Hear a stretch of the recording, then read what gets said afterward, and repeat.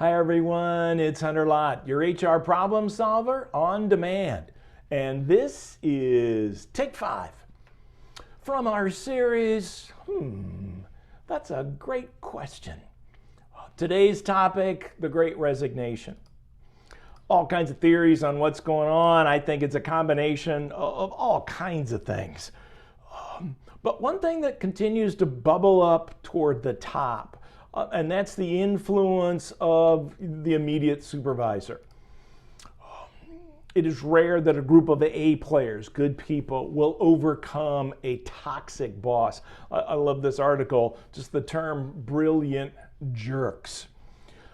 Many of you by now have seen the video of the CEO of Better.com who fired 900 employees over Zoom. And it wasn't so much what he did, but his reputation as a leader and how he did it. I mean, before he did that, he sent, I guess last year or sometime, an email. Hello, wake up, Better team. You were too slow. You're a bunch of dumb dolphins. Dumb dolphins get caught in nets and eaten by sharks. So stop it right now. You are embarrassing me. Oh my gosh, is this a CEO that you would want to work for? Now, for every story like that, there's a great story.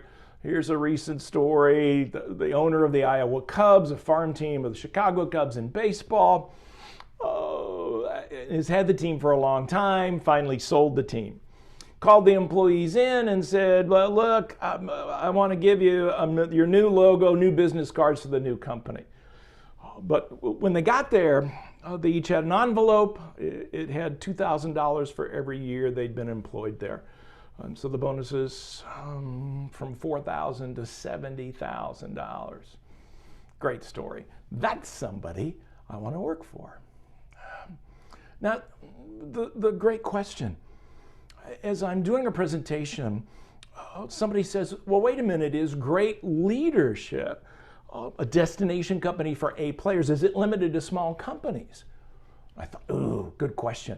Certainly it's harder when you are Coke, when you are Costco, when you are Google, Ford, big companies, because you have to default some leadership just to policy, the sheer numbers. That's why I'm careful in presentations not to tell too many stories about Amazon, Google, but because it's so hard to scale that down. But there are examples. The CEO and chairman of Disney recently stepped down, and they said, why? Why would you give up that power, the control, the celebrity? And he said, I started listening less. It was a sign it was time to leave. And I agree with the author of this article about emotional intelligence. That's somebody I'd want to work for. Great story. Seattle Kraken, which is a hockey team, playing the Vancouver Canucks, another hockey team. They're in Seattle. Young woman sitting behind the opposing team's bench notices the assistant equipment manager has got a mole on the back of his neck.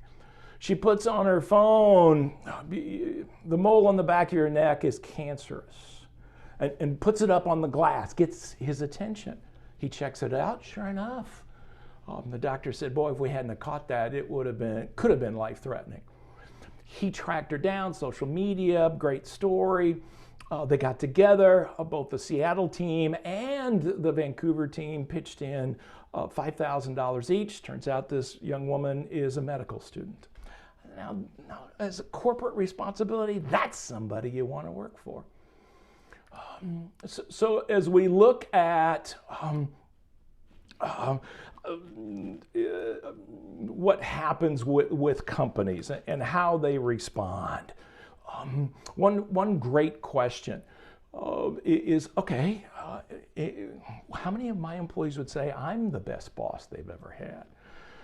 Take a look at compensation, take a look at benefits, flexibility in terms of time, remote, but also at your leadership style, your leadership team. For the most part, you get the employees you deserve. Check out hunterlott.com. Look at the various resources we have to offer. Thanks for joining us today. We'll see you next time on Take 5.